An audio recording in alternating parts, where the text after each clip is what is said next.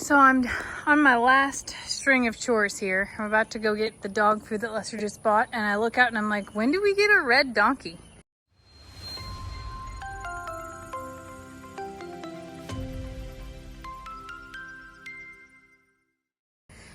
Clearly, I am confused.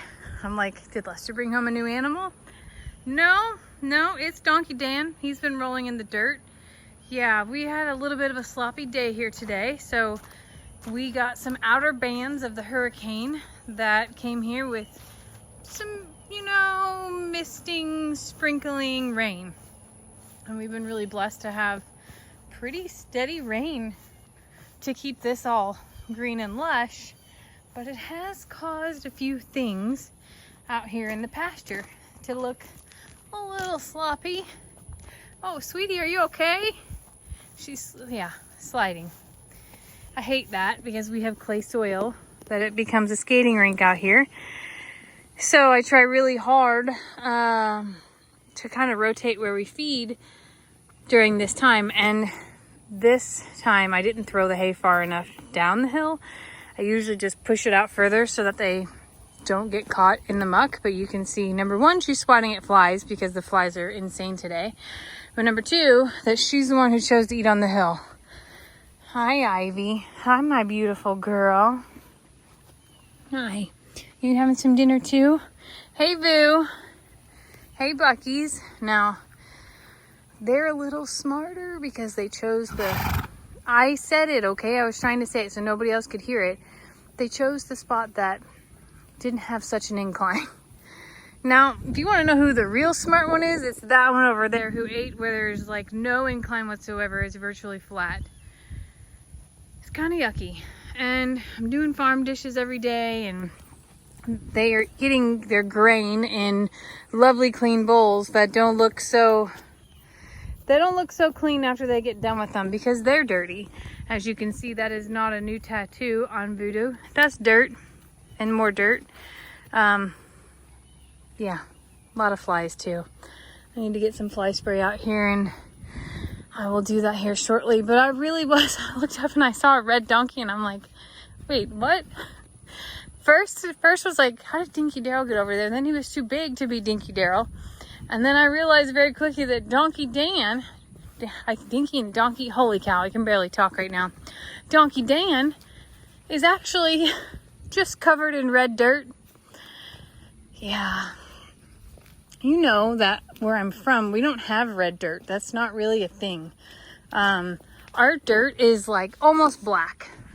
So coming to Texas and seeing that things are like orange and red, maybe Donkey Dan just wanted a new look. He just wanted to dye his hair red. You look good as a redhead, buddy. I was like, he doesn't actually. Don't encourage him. I always heard that song about a red dirt road. And whenever I started traveling very early, like 2007-ish, maybe even a little bit before, no, it was about 2007, started traveling for work, and one of the first places I came was Texas. It was actually Lufkin, Texas, and I landed in Dallas, rented a car, rented me a TomTom GPS, hi Rita, and typed in the hospital address. Well, at the time, TomToms didn't have service everywhere. So you would get to places that would have no service, and she would freak out and go recalculating, and she didn't save where she was. They were brand new and not great. And somehow I ended up where there was no road.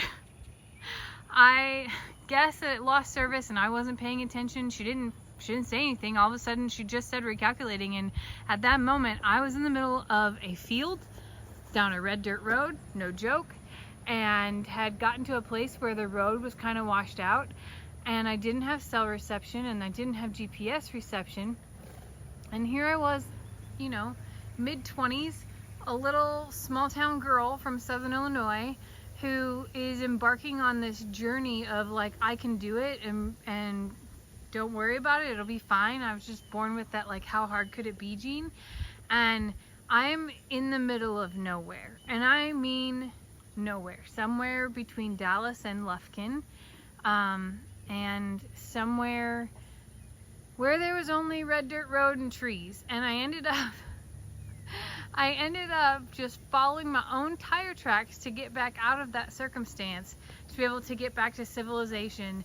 And about 20 minutes after I started to follow it, here comes somebody in a farm truck, and I didn't cry, okay? I did not cry. But I was like, first of all, I made a joke, and I'm like, you really have red dirt here?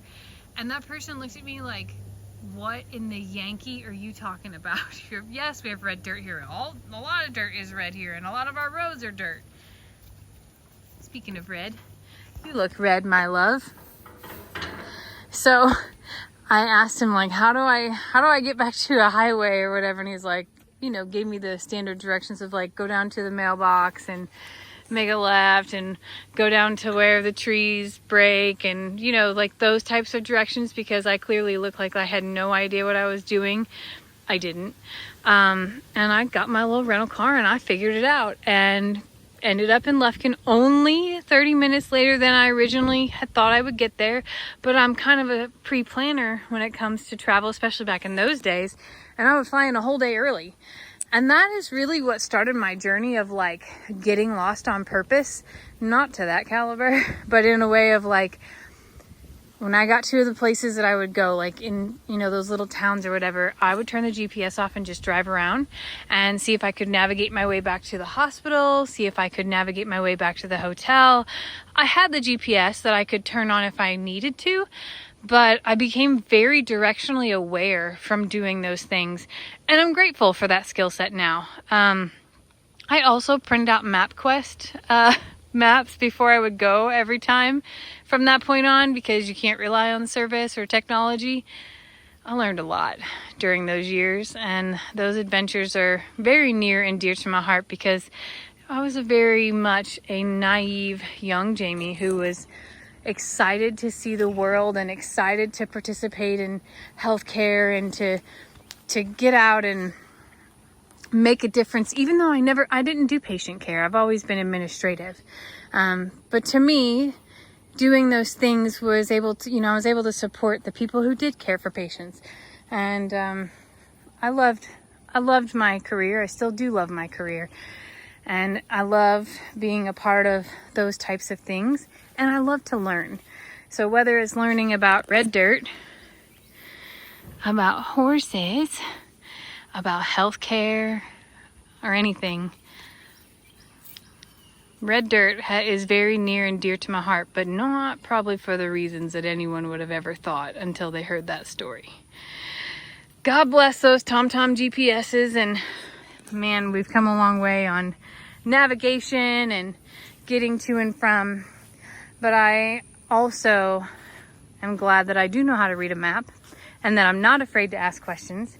And I hope that I can pass that skill on to my kid as well. I hope that he takes note of this exact story and isn't afraid or ashamed when he gets lost on a red dirt road someday.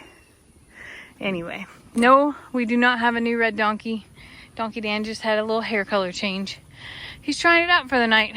Imogene doesn't like it. She won't even talk to him. Not surprised.